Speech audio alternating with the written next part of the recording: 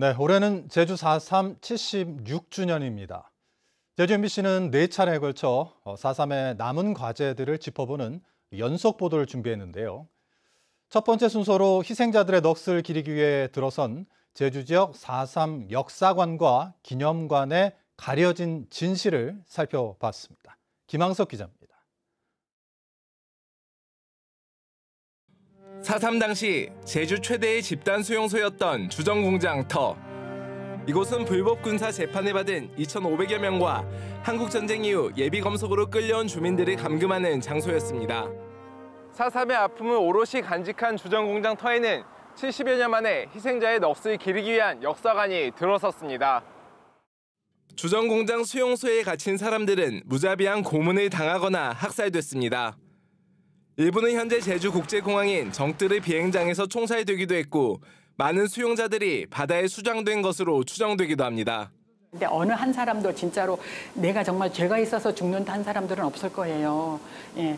근데 아무튼 어느 하나 한 분 모두 이제 고귀한 생명들이고 그 사람들의 인생이 송두리째.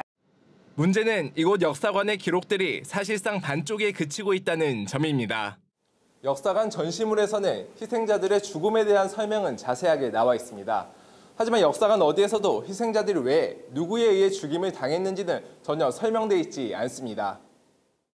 이곳에 설치된 전시물은 모두 20여 개. 피해에 대한 부분은 쉽게 찾아볼 수 있지만 학살 명령을 내린 군 수뇌부의 이름이나 가해와 관련된 내용은 전혀 포함되지 않았습니다. 그 수용소를 관리하고 책임졌던 분들이 있습니다. 사람들이 있죠. 당시 군일 텐데 우리가 역사를 잊지 않기 위해서도 그 가해에 대한 얘기들을 우리가 분명하게 이야기하고 기억해야 될 필요가 있는데 지난 2008년 개관한 제주 4.3 평화기념관에도 가해자들의 실체는 가려져 있습니다. 제주 4.3 평화기념관에는 다양한 미술 작품들이 설치되어 있습니다. 하지만 일부 작품은 아예 가려지거나 원래 모습이 훼손된 채로 전시되어 있습니다. 수많은 행방불명자들을 상징하는 그림과 그 원인을 향하는 수많은 선들. 하지만 작품 가운데는 검게 가려져 있습니다. 원래 타임즈에 실린 이승만 전 대통령의 사진이었지만 개관 당시 석연치 않은 이유로 가려졌습니다. 이승만 전 대통령은 미국의 원조를 적극화하기 위해서 제주도 사건 등을 가혹하게 탄압하라는 지시를 내리는 등 학계에서는 4.3 문제의 명백한 책임자라는 지적이 끊임없이 제기돼 왔습니다. 오라리 방화 사건에서 경찰의 책임을 만화로 그린 김대중 작가의 작품은 아예 다른 전시물로 바뀌었습니다. 배보상 얘기까지 되고 4.3 해결을 얘기하는 입장에서 그런 가해자들의 진실을 밝히는 작품이 여전히 가려져 있다는 것은 부끄러운 일이죠. 뭔가 하나 나사가 빠진 얘기가 되잖아요. 그래서 그거는 제대로 원위치대로 복원시켜 놓는 게 바람직하다고 저는 생각을 합니다.